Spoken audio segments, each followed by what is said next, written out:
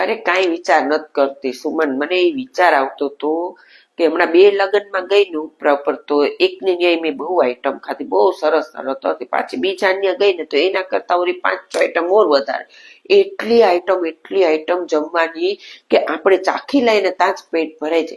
આખી ડીશ ભરીને તો કોઈ આઈટમ બધી ખાઈ જ ન શક, એટલી આઈટમ હતી. પણ મને એ જોઈને જ વિચાર આવતો હતો કે આટલી આઈટમો રાખવાની શું જરૂર? તમે આટલો જમણવાર કરો, સારી આઈટમો રાખો, એની ના નથી. તમારી પાસે પૈસા છે, વાપરો, ખૂબ સારી આઈટમો રાખો.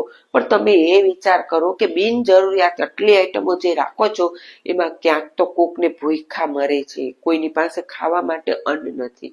ત્યાં જઈને દાન કરી આવો ને જરૂરી હોય તો. અરે હું તો એ કહું છું, વરઘોડામાં તો પૈસા આમાં ઉડાડે કે ઓહો ફલાણાના ભાઈએ તો 500ની નોટની થોકડી ઉડાડી.